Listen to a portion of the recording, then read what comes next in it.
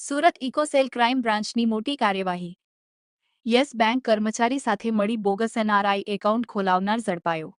અઝમત સાહિદ ઇમ્તિયાઝ શેખની ધરપકડ. Bogus account કૌભાંડમાં ઇકોસેલનો સપાટો. યસ બેંક અંકલેશ્વર શાખામાં બોગસ એકાઉન્ટ ખોલાવવાના રેકેટનો પર્દાફાશ. ₹4.81 કરોડની છેતરપિંડી મામલે વધુ એક આરોપી પોલીસ જાળમાં. જમીન માલિકોના નામે ખોલાયા બોગસ બેંક એકાઉન્ટ. ઇકોસેલે આરોપીને દબોચ્યો. યસ બેંક કર્મચારીઓ સાથે સાંઠગાંઠ કરી કરોડોની હેરાફેરી કરનાર ઝડપાયો. સુરત ક્રાઇમ બ્રાન્ચની કાર્યવાહી. ફેક એનઆરઆઈ એકાઉન્ટ ખોલાવી કરોડો ટ્રાન્સફર કરાયા. અંકલેશ્વરથી ઝડપાયો અઝમત સાહિદ શેખ. બોગસ એકાઉન્ટ કેસમાં સંડોવણી બહાર આવી. ઉત્તરાયણ પોલીસના છેતરપિંડી કેસમાં ઇકોસેલની એન્ટ્રી, વધુ એક આરોપીની ધરપકડ. SH24 ન્યૂઝ ગુજરાતી સાથે અશ્વિન ચાવડા, સુરત. સુરત શહેર અનેક ક્ષેત્રોમાં ખૂબ જ ઝડપથી પ્રગતિ કરી રહ્યું છે અને એ ક્ષેત્રો પૈકી એક છે રિયલ એસ્ટેટ, કે જેમાં ખૂબ જ ઝડપથી સમગ્ર શહેરમાં કન્સ્ટ્રક્શન અને જમીન લે વેચનો વ્યવસાય પણ ખૂબ જ ઝડપથી પ્રગતિ કરી રહ્યો છે.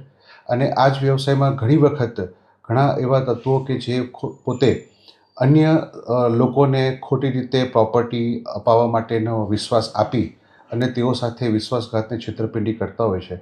એવા જ એક બનાવમાં ફરિયાદી શ્રી પિયુષભાઈ સાથે રવિ કોલડિયા નામના આરોપીએ તેમને જમીન અપાવી દેશે એવો વિશ્વાસ આપી અને આ જે જમીન હતી એ ફોરેનમાં વસવાટ કરતા લોકોની હતી અને તેમની સાથે વિશ્વાસ અપાવી ફરિયાદી પાસેથી 4 કરોડના ચેક લઈ લીધા અને જે મુખ્ય મૂળ માલિક હતા તેમના નામના ખોટા યસ બેંકમાં અંકલેશ્વર ખાતે ખાતા ખોલાવી અને એ ખાતામાં ફરિયાદી દ્વારા આપવામાં આવેલા ચેક જમા કરાવી અને પૈસા પોતે પોતાના અંગત ઉપયોગમાં લઈ લીધેલા.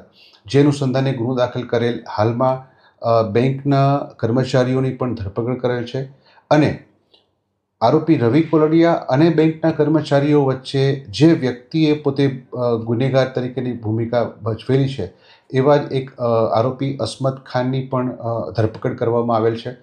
આ આરોપીનો રોલ એવો હતો કે એણે રવિ કોલડિયા અને બેંકના કર્મચારીઓ સાથે એકબીજાનો પરિચય કરાવી અને પોતે ખોટા બેંક અકાઉન્ટ અન્ય સાહેદના નામના, કે જે લોકો ભારતમાં હયાત નહોતા, તેમના બેંક અકાઉન્ટ ખોટી સહીઓ કરી અને ખોલાવવામાં હાલના આરોપીની મુખ્ય ભૂમિકા છે. એની ધરપકડ કરવામાં આવેલ છે અને તપાસ ચાલુ છે.